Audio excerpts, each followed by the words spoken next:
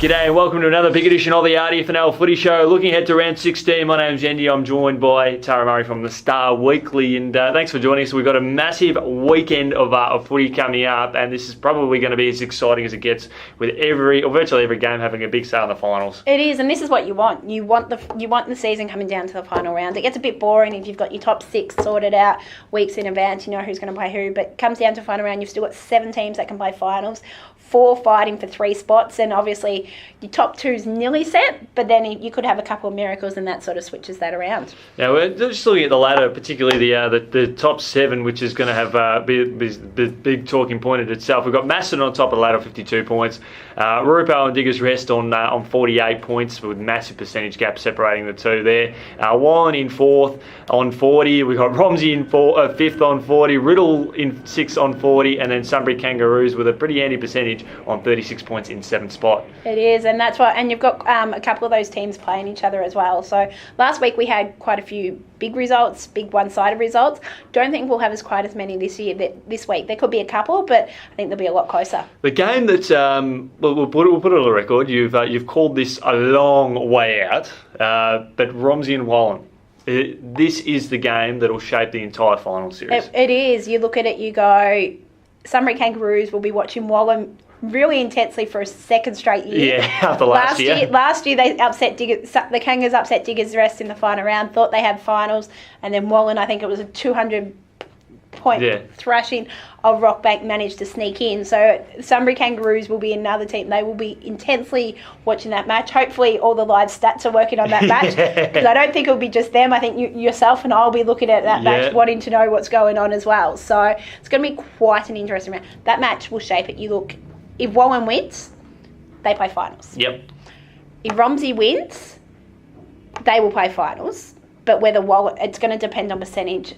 Whether Wallen plays finals. Well, there is a 5% gap between Sunbury Kangaroos and Wallen, with Wallen with the superior percentage. But again, the results are sort of a bit different, because you've got the Sunbury Kangaroos that play Wood and Heskett, and based on the reform of respective sides last week, you would expect Sunbury Kangaroos to make up that percentage gap if they win. And then Wallen, should they lose, well, they've got to lose a fraction of percentage anyway. So that is a very big key in the outcome of this one. And that's what you look. Last week, Sunbury had a 100-point win, and they got a 10% percentage gain. So you look at that. Obviously, Woodend does match up well against Sunbury. Looking at the last time the two teams played, it was 48 points the difference in the favour of the Kangaroos.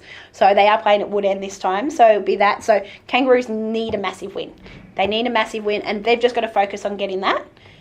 And they can't do much about the other results. Do you think Wallen, though, they'd be sitting back wondering if they had kicked a bit straighter last week? Because, as you mentioned earlier, that they had 63 scoring shots. Now, if they had gone out and maybe kicked 40 goals, 23, just had a really big day. I know it was a tough day for goal kicking, but if they had an 18% increase on their percentage, but if they had even extended it to maybe 25%, do you think that maybe they'd be left to rue what might have been if it comes down to the crunch? I don't know. You probably look at games they've lost instead. Yeah. They've still had a 200-point win. You can't ask for much more than that. So it'll probably come down to some of those close matches they've dropped earlier in the season, which will come back to bite them on the bum, I think. Yeah, exactly. Which way do you sort of see this result sort of coming through? Well, first up, I'll say Riddle will play finals. Yeah. Riddle played Broadford. Yeah. So all Riddle need to do is win, and they will play finals. That's the one guarantee there, I will say, out of those three. Unless Broadford, with wet conditions predicted, can just sort of squeeze out a result that...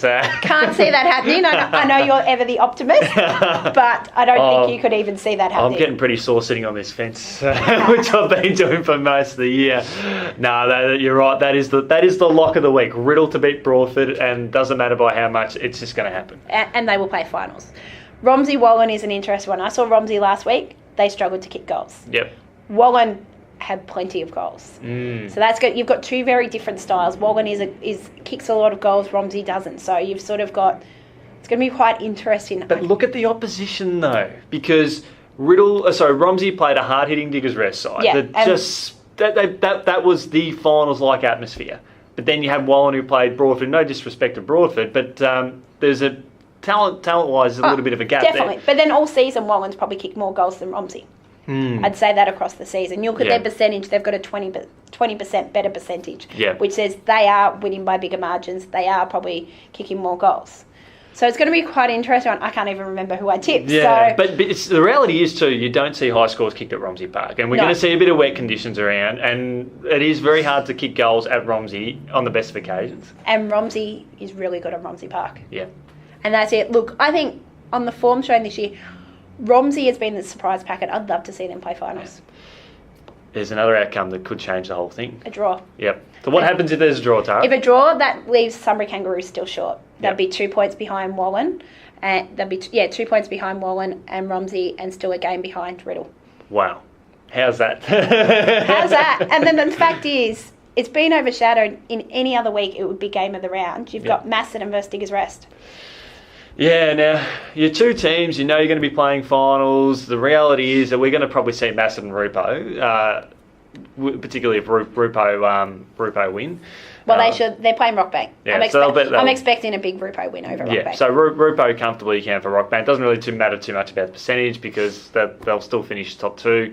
There's a massive percentage gap between Macedon and Diggers Rest, even if they do finish on the same amount of points. Yep. But if you're these two sides, what do you do? We know Diggers Rest are heading in with a couple of injured, wounded soldiers. Do you just play it safe and just look to try and get a bit of a psychological advantage throughout the game and just try and get some miles into the legs of your players, or do you treat it hard and treat it as a mini final? Well, Diggers Rest, obviously, I know, speaking with Sean, they're not going to take any risks on the players that are injured. Tom Gleeson's one, their skipper, who didn't play most of the game. You've also got Jamie Lobb, who was stretched off in I think it was the fourth quarter. Yeah. Anyway, he was stretched off, so they're not going to take any risks with them, but they've got 3 or 4 players to come back in. They want to get games into these players, because that's the one thing Diggers Rest has struggled for. I think they've played 43 different players in their seniors this year. Yeah. They haven't had that continuity.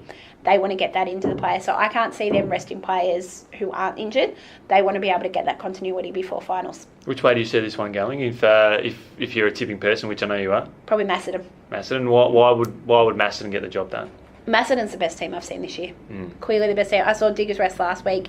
They struggled at times. They didn't look like the Diggers Rest team of last year, but maybe they're just waiting for finals. We don't know. Who performs better in wet conditions? Well, I haven't seen either of them in wet conditions this year. I managed to miss the wettest month of the season. Yeah, so I'm probably not somebody the just best happened to person head out of the country for that time. So headed to the sun, which would be nice to go back to. But yeah, unfortunately we're not going to get that this weekend. So another game that probably won't draw too much interest in terms of how the ladder sort of shapes up. But we do have Lancefield and Melton Centrals, and Melton Centrals. Both clubs are actually building for the future in this game. This will be a good indication of what they need to do to prepare for the 2018 season. I think it's for pride as well. Obviously, Centrals they've improved massively this season. I expect them to get this win. They have shown they're probably a little bit further ahead than Lancefield. I don't know whether that's just because they've got a few more numbers on the board as well, and it's sort of something they've been building the last couple of years, where Lancefield has been building for finals the last couple of years. So they've had different approaches. So yeah, I'm expecting Centrals to get that win. And as a whole, when we look at Rockbank, they're facing over a red-hot Rupo side. Rupo, it is, as we sort of said before, it is a matter of how much, but what are Rockbank going to be able to try and take out of the game? It's just pride and try and match them, even if they're not matching them on the scoreboard, but to match them on the play. Obviously, they've had a lot of injuries. They've struggled towards the end of the season, and it's been a long season for them. They've got a couple more wins than they did last year, but when you finish, they're coming off consecutive matches against Diggers Rest and Macedon, so it's probably going to be a hard finish for them, but you've just got to play out the season, play for that pride, and just go, yep, we've developed. What's that next step for next season? Fantastic. Well, finals has come early. Grand final fever has come early here in the RDFNL because we do have our senior grand final day for the junior football and netball out of Romsey Park on Sunday. Early start. I think we've got games starting from as early as 8 o'clock, so it is going to be a massive day. Lots of excitement. And the best thing is as well, we've got lots of teams being represented too, which is exciting. I know we've got Ainsbury, have got their first team in the first ever team in the grand final. We've got the Gisborne Giants, they've got teams in there, which is what we want to see as well. I think there's every team but Rockbank, who only plays under 10s, which doesn't have finals. So you've got plenty of teams, and you've also got the AFL Goldfields Women's Competition starts finals this week as well. So you've got a few local teams teams in Melton Centrals and Sunbury Kangaroos involved in that. It's going to be great. So a great way to sort of drive around and catch up on all the action. And make sure you catch up with all the action. Team Highlands FM. They'll be out at Romsey Park for the big blockbuster there between the Redbacks and the Pies. Tara, thanks so much for joining us here on the RDFNL Footy Show. Thanks to On Time Delivery Solutions. Looking at round 16, we look forward to catching up with you all well next week. Thanks, mate.